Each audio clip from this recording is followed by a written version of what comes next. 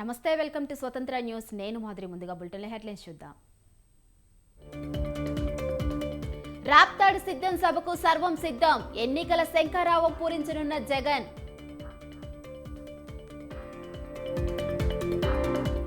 పవన్ కళ్యాణ్ పై criminal case నమోదు, గుంటూరు కోర్టులో దాఖలు చేసిన ప్రభుత్వం. నూజివీడులో ముద్రబోయిన వర్సెస్ పార్థసారథి, టికెట్ ఇస్తామని చెప్పి మాట మార్చడంపై టీడీపీపై అసహనం. మేడారం జాతరకు 6,000 ప్రత్యేక బస్సులు, 30 లక్షల మందిని తరలించడమే ఆర్టీసీ లక్ష్యం. నంద్యాల జిల్లాలో క్షుద్ర పూజల కలకలం, శ్మశానం దగ్గర రోడ్డుపై క్షుద్ర పూజల ఆనవాళ్లు.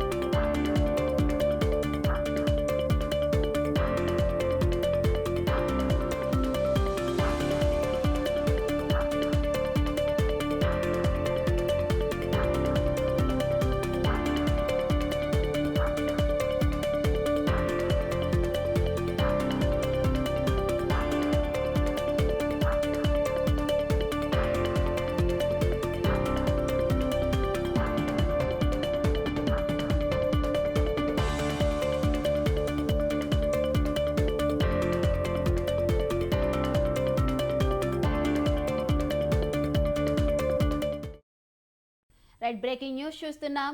నంద్యాల జిల్లాలోని గ్రామీణ ప్రాంతాల్లో మూఢనమ్మకాలను మాత్రం ప్రజలు నమ్ముతూనే ఉన్నారు. ఆలగడ్డ మండలంలోని పలు గ్రామాలలో రాత్రి సమయాలలో క్షుద్ర పూజలు యథావిధిగా జరుగుతూనే ఉన్నాయి. రెడ్డిపల్లెలో క్షుద్ర పూజల కలకలం రేపాయి. రెడ్డిపల్లె, తువ్వపల్లి గ్రామాల మధ్య ఉన్న శ్మశానం సమీపంలో ఉన్న రోడ్డుపై క్షుద్ర పూజలు జరిగాయి. క్షుద్ర పూజలు జరిగిన చోట నిమ్మకాయలు, పసుపు, కుంకుమ, మద్యం సీసాలు, తినుబండారాలు, మల్లెపూలు, ముగ్గులు వేసి ఉన్నాయి. అర్ధరాత్రి సమయంలో కొందరు గుర్తు తెలియని వ్యక్తులు క్షుద్ర పూజలు చేసినట్లు గ్రామస్తులు తెలిపారు.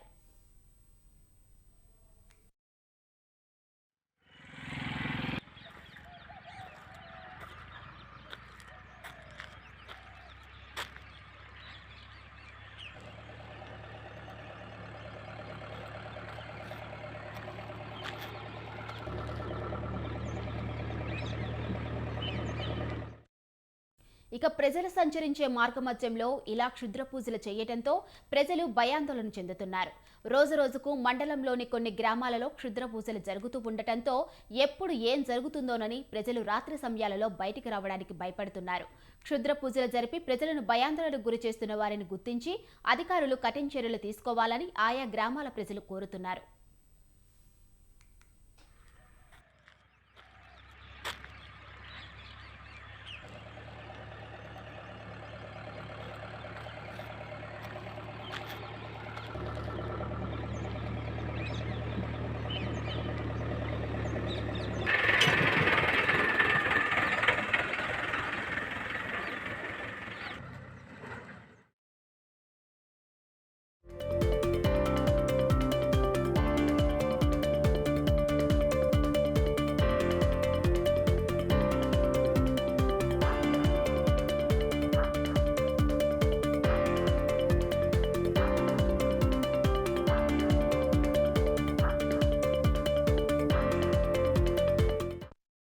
బ్రేకింగ్ న్యూస్ చూస్తున్నాం.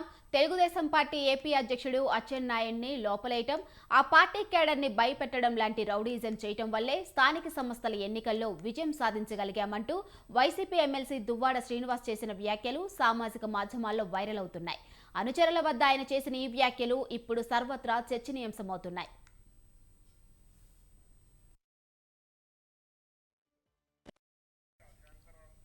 ఇక టెక్కలి నియోజకవర్గంలోని 55 సర్పంచ్ స్థానాల్లో వైసీపీ మద్దతుదారులు గెలుస్తారని, మిగిలినవన్నీ టీడీపీ గెలుస్తుందని దువ్వాడ చెప్పుకొచ్చారు. నిమ్మాడలో తమకు మద్దతు ఇచ్చే కింజరాపు అప్పన్నను సర్పంచ్ అభ్యర్థిగా నామినేషన్ వేయకుండా టీడీపీ వారు ఇబ్బంది పెట్టారని, అప్పుడు తాను ఆ ఊరిపై దాడి చేసి ఆయనతో నామినేషన్ వేయించానని వివరించారు. అచ్చెన్నాయుడు తనను కొట్టారని ఆరోపించి ఆయనను జైల్లో పెట్టించామన్నారు. సంతబొమ్మాలి జడ్పీటీసీ అభ్యర్థి పుక్కల్ల శ్రీనివాసుని హెచ్చరించి ఆయనపై రౌడీ షీట్ తెరిపించి అరెస్ట్ చేయించామని ఆయన అనుచరులతో మాట్లాడారు. కోటబొమ్మాలి జెడ్పీటీసీ అభ్యర్థి పూజారి శైలజ భర్త సత్యాన్ని ఇంట్లోనే బంధించామని చెప్పుకొచ్చారు. టెక్కలి, నందిగామ జెడ్పీటీసీ అభ్యర్థులను బయటికి రాకుండా చేశామని, ఇవన్నీ చేస్తే 4 ఎంపీపీ, 4 జెడ్పీటీసీ, 136 పంచాయతీల్లో 119 పంచాయతీల్లో విజయం సాధించామని అన్నారు. అచ్చెన్నాయుడిని లోపలేయటం, ఆ పార్టీ క్యాడర్ని భయపెట్టడం వల్లే స్థానిక సంస్థల ఎన్నికల్లో గెలవగలిగామన్నారు. ప్రస్తుతం దువ్వాడ వ్యాఖ్యలు చర్చనీయాంశంగా మారాయి.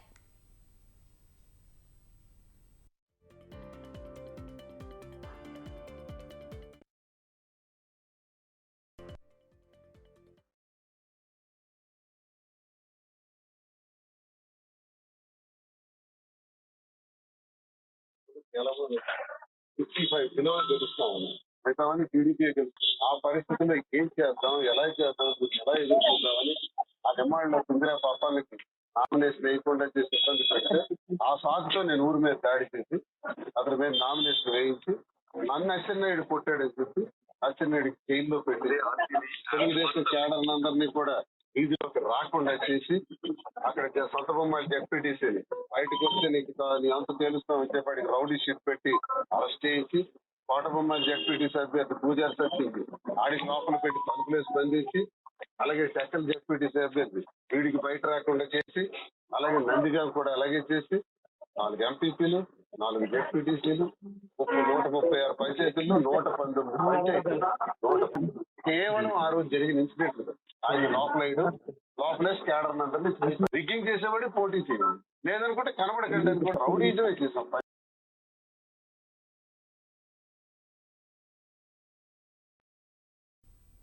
జనసేన అధినేత పవన్ కళ్యాణ్ విశాఖలో పర్యటించనున్నారు. ఇవాళ రేపు విశాఖలోనే ఉండి ఉత్తరాంధ్ర ముఖ్య నేతలతో పవన్ వరుస భేటీలు నిర్వహించనున్నారు. జనసేన పార్టీ ఆత్మీయ సమావేశంలో కూడా పవన్ పాల్గొంటారు. నాగబాబు పోటీపై ఈ పర్యటనలో పవన్ క్లారిటీ ఇచ్చే అవకాశం ఉన్నట్లు తెలుస్తోంది. ఇప్పటికే అనకాపల్లి పార్లమెంట్ నుంచి నాగబాబు పోటీ చేసే ఛాన్స్ ఉందని ప్రచారం జరుగుతుంది. నాగబాబు ఎంపీగా పోటీ చేస్తారా లేదా అనేది విశాఖ పర్యటనలో పవన్ క్లారిటీ ఇచ్చే అవకాశం ఉంది.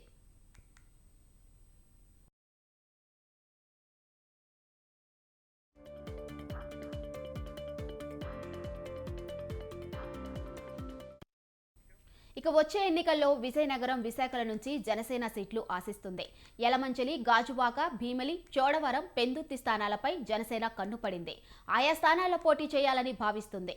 అయితే టీడీపీ జనసేన పొత్తులో భాగంగా సీట్లు ఎవరికి కేటాయిస్తారన్నది ఉత్కంఠ నెలకొంది.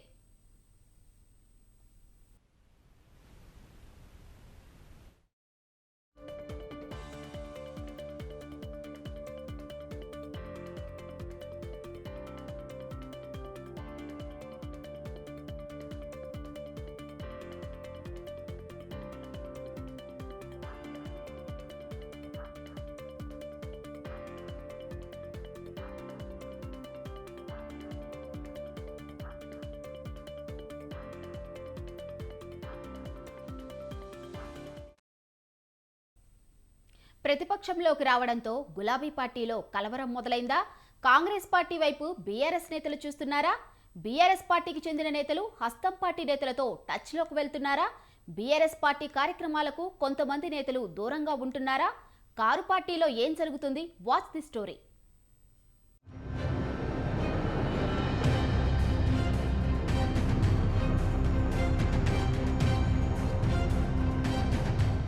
తెలంగాణలో రాజకీయ సమీకరణాలు మారుతున్నాయి. ప్రతిపక్ష బీఆర్ఎస్ పార్టీకి చెందిన ఎమ్మెల్యేలు సీఎం రేవంత్ రెడ్డి నివాసానికి క్యూ కడుతున్నారు. ఈ అంశం ఇప్పుడు తెలంగాణ రాజకీయాల్లో చర్చగా మారింది. ఇప్పటికే బీఆర్ఎస్ పార్టీకి చెందిన 5 ఎమ్మెల్యేలు సీఎం రేవంత్ రెడ్డిని కలిశారు. ఉమ్మడి మెదక్ జిల్లాకు చెందిన 4 ఎమ్మెల్యేలు కొత్త ప్రభాకర్ రెడ్డి, సునీత లక్ష్మారెడ్డి, గూడెం మహీపాల్ రెడ్డి, మాణిక్రావు రంగారెడ్డి జిల్లాకు చెందిన రాజేంద్రనగర్ ఎమ్మెల్యే ప్రకాష్ గౌడ్ సీఎం రేవంత్ రెడ్డిని కలిశారు.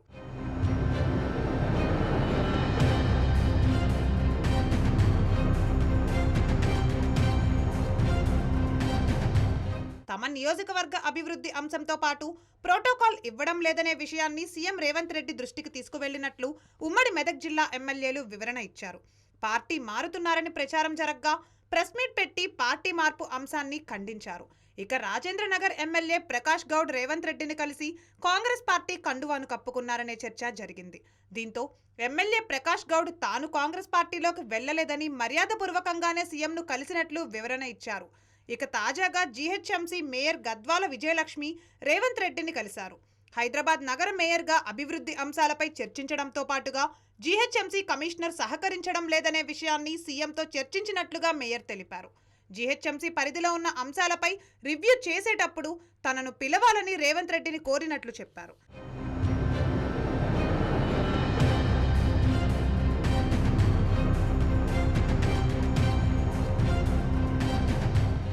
ఇక బీఆర్ఎస్ పార్టీ అధికారం కోల్పోవడంతో అసంతృప్తిగా ఉన్న నేతలు పార్టీని వీడుతున్నారు. ఇప్పటికే మాజీ డిప్యూటీ సీఎం తాటికొండ రాజయ్య బీఆర్ఎస్ పార్టీకి రాజీనామా చేశారు. దీంతో తాటికొండ రాజయ్య కాంగ్రెస్ పార్టీలో చేరిక దాదాపు ఖరారైంది. వచ్చే ఎన్నికల్లో టికెట్ దక్కదని భావిస్తున్న పలువురు బీఆర్ఎస్ పార్టీ ఎంపీలు కాంగ్రెస్లో చేరేందుకు సిద్ధమవుతున్నట్లుగా చర్చ నడుస్తోంది. ఇప్పటికే బీఆర్ఎస్ పార్టీకి చెందిన పెద్దపల్లి ఎంపీ బోర్లకుంట వెంకటేష్ నేత కాంగ్రెస్ పార్టీలో చేరారు.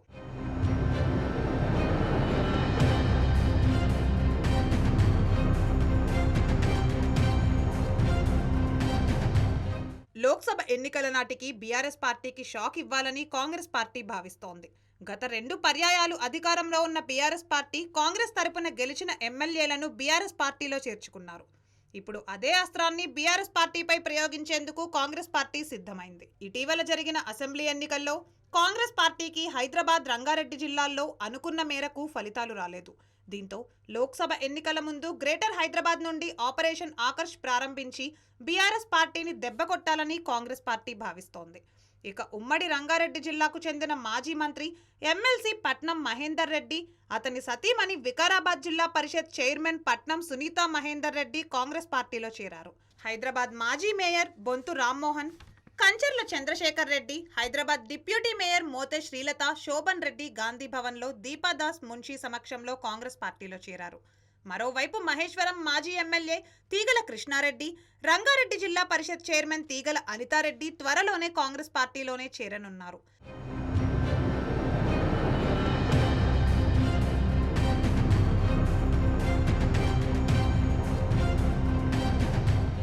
కాంగ్రెస్ పార్టీ దూకుడుతో బీఆర్ఎస్ పార్టీలో అలజడి రేగింది.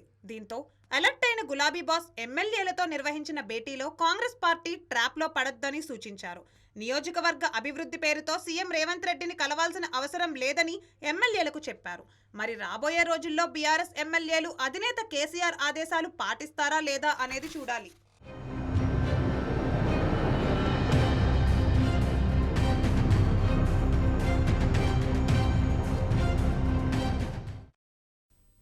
ఆ జిల్లాలో ఆ పార్టీ బలం బాగా పుంజుకుంది. అసెంబ్లీ ఎన్నికల్లో ఓట్ల శాతం గతంలో కంటే భారీగా పెరిగింది. గత పార్లమెంట్ ఎన్నికల్లో గెలుపొందిన సదరు పార్టీకి ఈసారి కూడా విజయం పక్కా అంటున్నారు. పార్టీ పరంగా అటు ప్రజల్లో ఆదరణ ఉన్న నేతల మధ్య వర్గపోరు ఎటుదారి తీస్తుందో అన్న ఆందోళనలో ఉంది అక్కడి క్యాడర్. ఇంతకీ ఏ పార్టీ, ఏ నేతల మధ్య వర్గపోరు? Let's watch the story.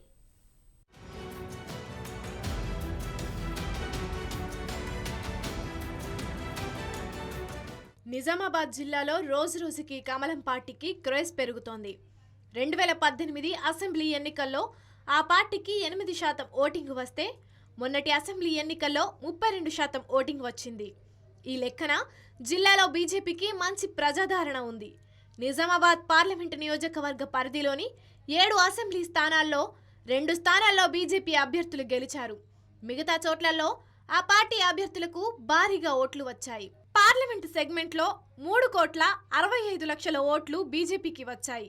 అంటే ఎంపీ స్థానంలో బీజేపీ మరోసారి జిల్లాలో విజయం సొంతం చేసుకుంటుందని చెబుతున్నారు అక్కడి ప్రజలు.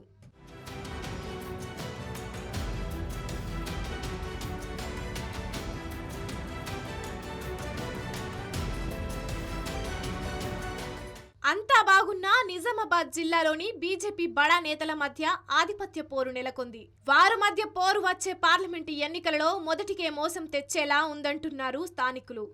ఈసారి పక్కాగా మళ్లీ సెంట్రల్లో బీజేపీ ప్రభుత్వం రావటం ఖాయమని సర్వేలు చెబుతున్నాయి. దీంతో ఆ పార్టీలో ఎంపీ టికెట్ కోసం ఆశావాహుల సంఖ్య పెరుగుతోంది. మరోవైపు నేతల మధ్య ఆధిపత్య పోరు ఢిల్లీ పెద్దలకు తలనొప్పిగా మారింది. జిల్లా బీజేపీలో ప్రధానంగా 2 వర్గాలున్నాయని చెప్పుకుంటారు. ఒకటి ఎంపీ అరవింద్ వర్గం కాగా మరోటి ఎండల నారాయణ వర్గం. అరవింద్ పార్టీలో చేరిన నాటి నుంచి ఒకే సామాజిక వర్గానికి చెందిన ఈ ఇద్దరు నేతలకు అస్సలు పడడం లేదని జిల్లా ప్రజల మాట.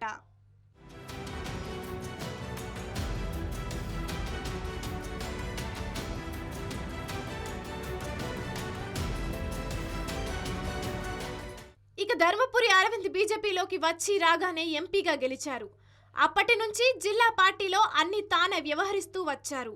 సీనియర్లను సైతం లెక్క చేయక పార్టీ పదవుల్లో తన అనుచరులకే పెద్దపీట వేయటం, గత కార్పొరేషన్ ఎన్నికల్లో అరవింద్ మనుషులకే టికెట్లు ఇవ్వటం, ఇలాంటి పరిణామాలు ఎండల లక్ష్మీనారాయణకు ఇబ్బందిగా మారింది.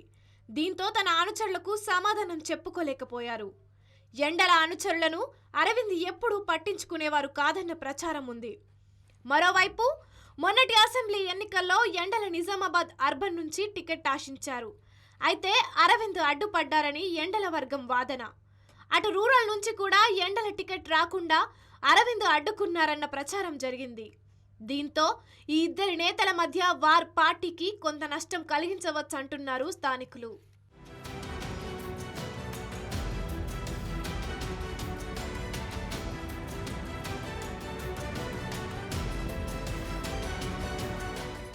మరోవైపు ఇటీవలే బీజేపీ జిల్లా అధ్యక్షుడి మార్పు జరిగింది. బస్వా లక్ష్మీ నరసయ్యను జిల్లా బీజేపీ అధ్యక్ష పదవి నుంచి తప్పించి అరవింద్ అనుచరుడైన కులాచారి దినేష్ కు ఇచ్చారు. దీంతో బస్వా కూడా అరవింద్ పై గుర్రుగా ఉన్నారనే ప్రచారం జరుగుతోంది. అరవింద్ పార్టీలో చేరినప్పటి నుంచి ఎంపీగా గెలిచే వరకు బస్వా లక్ష్మీ నరసయ్య అన్ని తానే చూసుకున్నారు. కానీ వీరి మధ్య గ్యాప్ రావడానికి కారణాలు ఏమైనా బస్వా వర్గం కూడా అరవింద్ పై కోపంగా ఉన్నారని తెలుస్తోంది. జిల్లా అధ్యక్షుడిగా ఉన్న సమయంలో బస్వా నిజామాబాద్ టికెట్ ఆశించి భంగపడ్డారు. అధ్యక్షుడిగా బస్వాను తప్పించడం బస్వా వర్గానికి మరింత కోపం తెప్పించినట్లయింది.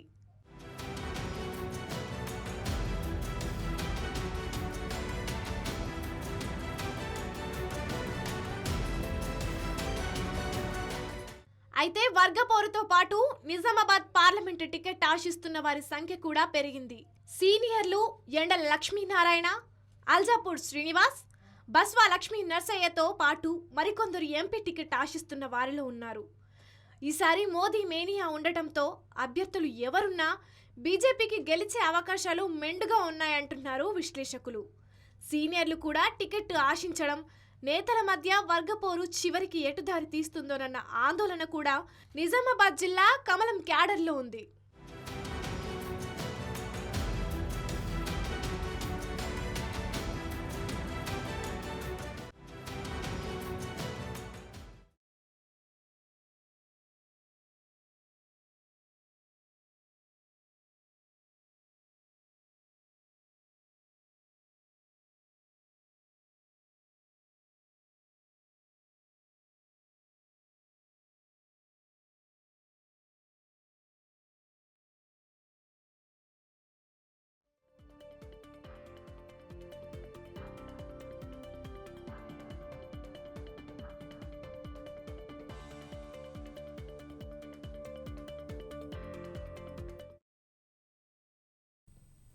పశ్చిమ గోదావరి జిల్లా నరసాపురం మండలం దర్బరేవులో వంగవీటి రంగా విగ్రహాన్ని వంగవీటి రాధాకృష్ణ ఆవిష్కరించారు.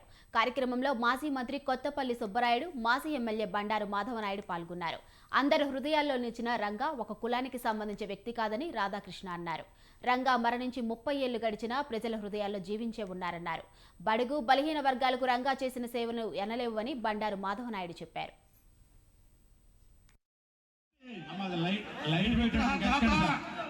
సరిపోద్ది ఇలాంటి ఈ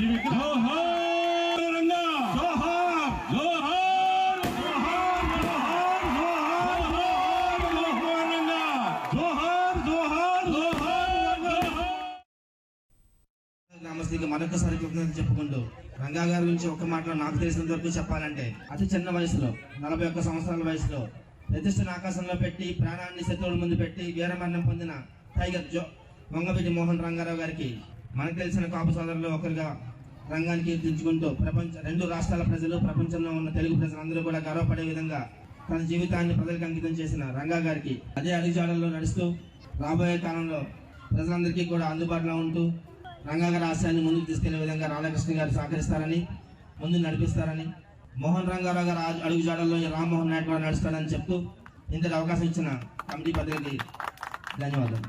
థ్యాంక్ యూ. కృష్ణా జిల్లా గన్నవరం విమానాశ్రయంలో పొగమంచు దట్టంగా అలుముకుంది. రన్వే కనిపించకపోవడంతో పలు విమానాలు గాలిలోనే చెక్కెళ్లు కొడుతున్నాయి. చెన్నై, బెంగళూరు, హైదరాబాద్ నుంచి విజయవాడ రావాల్సిన విమానాలు గాల్లోనే చెక్కెళ్లు కొడుతున్నాయి.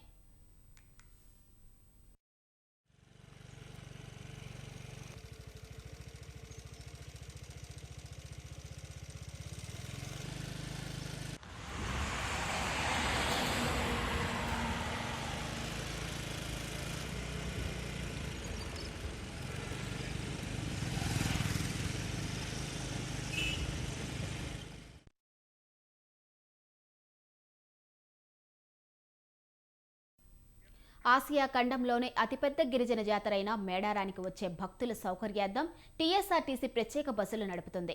మేడారం మహాజాతరకు 6,000 ప్రత్యేక బస్సులు అందుబాటులో ఉంటాయి. మేడారం జాతర ఫిబ్రవరి 21 నుంచి 24 వరకు జరుగుతూ ఉండగా భక్తుల రద్దీ దృష్ట్యా ఫిబ్రవరి 18 నుంచి 25వ తేదీ వరకు ఈ ప్రత్యేక బస్సులు నడుపుతున్నారు. మహాలక్ష్మి పథకం ద్వారా జాతరకు వచ్చే మహిళలకు ఉచిత ప్రయాణం ఉంటుంది. మేడారం జాతర కోసం ప్రత్యేకంగా 60 ఎకరాల స్థలంలో బస్టాండ్ ప్రాంగణాన్ని ఏర్పాటు చేశారు. భక్తుల రద్దీ దృష్ట్యా ఆర్టీసీ అన్ని ఏర్పాట్లు పూర్తి చేసింది.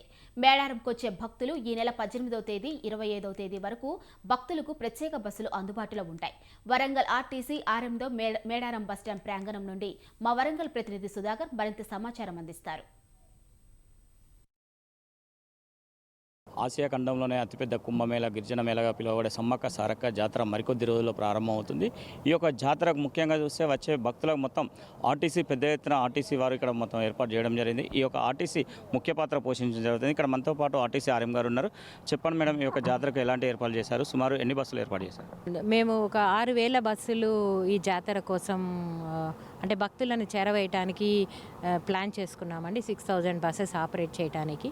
సో ఇక్కడ మేడారంలో 55 ఎకర్స్లో తాత్కాలిక బస్టాండ్ నిర్మాణం చేసుకున్నాము. Queue lines plus drinking water facilities, toilet facilities ఏర్పాటు చేయడం జరిగింది. అట్లాగే ఒక 3,000 మంది సిబ్బంది ఇక్కడ ఈ తాత్కాలిక బస్ స్టేషన్లో ఉండటానికి ఏర్పాట్లు చేశామండి. వాళ్ళకి కావాల్సిన రెస్ట్ రూమ్స్ ప్లస్ క్యాంటీన్ ఫెసిలిటీను అండ్ టాయిలెట్స్ ప్రొవైడ్ చేయడం జరిగిందండి. 2022లో 2,700 బస్సెస్ మటుకే ఆపరేట్ చేశామండి. ఇప్పుడు రాష్ట్ర ప్రభుత్వం ప్రతిష్టాత్మకంగా ప్రవేశపెట్టిన మహాలక్ష్మి పథకం వల్ల మహిళల రద్దీ ఎక్కువగా ఉంటుందని ఊహిస్తున్నాము. దానికి అనుగుణంగా మేము 6,000 బస్సులని నడపడానికి ప్లాన్ చేసుకున్నామండి. మేడం, ఇప్పటివరకు బస్సులు మొత్తం వరంగల్ జిల్లానే కాకుండా ఇతర రాష్ట్రాల పంట కూడా వస్తుంటారు. వారికి ఎట్లాంటి బస్ పేరు ఉంది? అంటే ఒక్కొక్క పాయింట్ నుంచి ఒక్కొక్క ఫేర్ ఉంటుందండి. హనుమకొండ నుంచి అయితే 250 రూపీస్ పెద్దలకు ఉంటుంది, పిల్లలకి 140 రూపీస్ ఉంటుందండి. ఇంకా డిఫరెంట్ ప్లేసెస్ నుంచి వచ్చే వాళ్ళకి దానికి అనుగుణంగా కిలోమీటర్స్ని బట్టి ఛార్జీ నిర్ణయించడం జరిగిందండి. అది ఆల్రెడీ ప్రెస్కి ఇవ్వటం కూడా జరిగిందండి. మేడం, ఇంకొకటి, ఇప్పుడు ఆర్టీసీ గతంలో చూస్తే 2,000 బస్సులు నడిపించడం జరిగింది. కానీ అప్పుడు కూడా ట్రాఫిక్ సమస్యలు ఎత్తాయి. కానీ ఇప్పుడు మొత్తం మీద చూస్తే 6,000 బస్సులు 6,000 బస్సులు నడుపుతున్నారు కదా. ఇప్పుడు ట్రాఫిక్ ఎలా అరికట్టగలుగుతారు? అంటే పోలీస్ డిపార్ట్మెంట్ కృషి ఎక్కువగా ఉంటుందండి. వాళ్ళు కూడా దీని ఇంపార్టెన్స్ని అర్థం చేసుకొని ఒక డబల్ ఫోర్స్, అంటే ఇంతకుముందు జాతరలో పెట్టిన దానికంటే కూడా డబల్ ఫోర్స్ పెట్టడానికి ఏర్పాట్లు చేసుకున్నారు. వాళ్ళ కోఆర్డినేషన్తో మేము ట్రాఫిక్ జామ్ ఏమీ లేకుండా నడపగలమని అనుకుంటున్నామండి. మేడారంకి వచ్చే భక్తులకు మీ ఆర్టీసీ నుంచి ఏం సూచన ఇవ్వబోతున్నారు? గురువారం, శుక్రవారం అందరూ ఒకటేసారి తిరుగు ప్రయాణం చేయాలని హడావుడి పడుతుంటారు. ఆ టైంలో ఏమన్నా విపరీతమైన రద్దీ వల్ల బస్సులు కొంచెం అందుబాటులో లేకపోయినా ప్రశాంతంగా వేచి ఉండండి. క్యూ లైన్స్లో ప్రశాంతంగా వేచి ఉంటే ఎవరికి ఏ భక్తులకి ఇబ్బంది కాదు. మేము బస్సులన్నీ ఏర్పాట్లు చేసుకొని మేము సిద్ధంగా ఉన్నాము. సో బస్సులో సురక్షితంగా అందరినీ గమ్యస్థానానికి చేర్చడానికి టీఎస్ఆర్టీసీ సర్వసిద్ధంగా ఉందండి. మేడం, వరంగల్ హనుమకొండ నుంచి బస్ పాయింట్లు ఎక్కడెక్కడ పెట్టారు? వరంగల్లో రైల్వే స్టేషన్ ఎదురుగానే పాయింట్ ఉందండి. హనుమకొండలో హైగ్రీవాచారి కాంపౌండ్ నుంచి ఆపరేట్ చేస్తున్నాము. కాజీపేటలో కూడా రైల్వే స్టేషన్ పాయింట్లోనే ఆపరేట్ చేస్తున్నాము. మీరు చూస్తుంటారు, స్పెషల్ ట్రైన్స్ నడపడం జరుగుతూ ఉంది.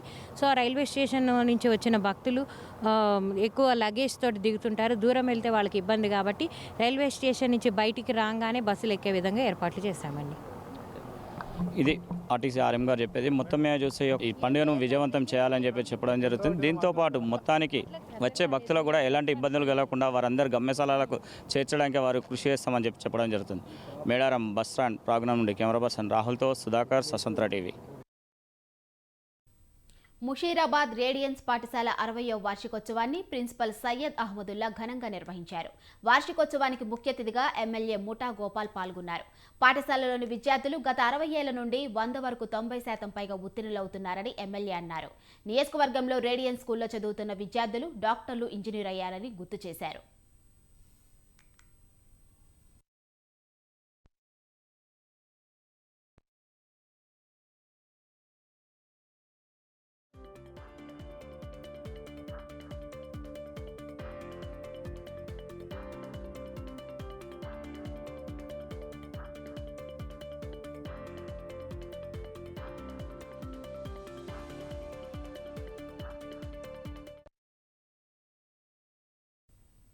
తిరుమల శ్రీవారి దర్శనం, ఆర్జిత సేవలు, వసతి గదులకు సంబంధించి మే నెల కోట టికెట్ల విడుదల తేదీలను టీటీడీ ప్రకటించింది.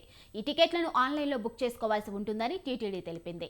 ఈ నెల 21 ఉదయం 10 గంటల వరకు ఎలక్ట్రానిక్ డిప్ కోసం ఆన్లైన్లో నమోదు చేసుకునే అవకాశం ఉంది. లక్కీ డిప్ టికెట్లు పొందిన భక్తులు మధ్యాహ్నం 12 గంటల్లోపు రుసుము చెల్లించి వాటిని ఖరారు చేసుకోవాల్సి ఉంటుంది. ఈ నెల 22న ఉదయం 10 గంటలకు కళ్యాణోత్సవం, ఆర్జిత బ్రహ్మోత్సవం, సహస్ర దీపాలంకార సేవ టికెట్లు ఆన్లైన్లో విడుదల చేస్తారు. వర్చువల్ సేవలు, వాటి దర్శన స్లాట్ల మే నెల కోటాను మధ్యాహ్నం 3 గంటలకు విడుదల చేస్తారు.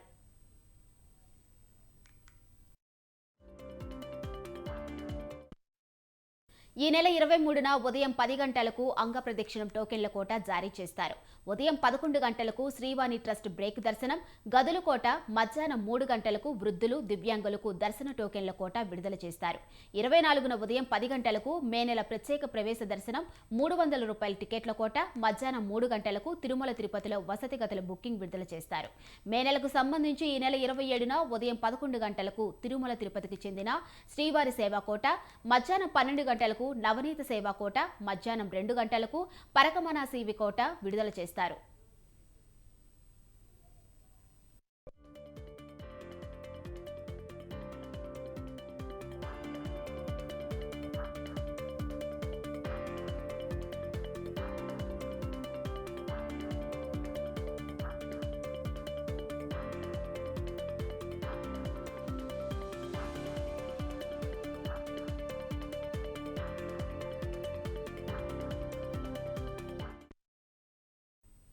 ఇవి బులెటిన్ అప్డేట్స్. చూస్తూనే ఉండండి స్వతంత్ర.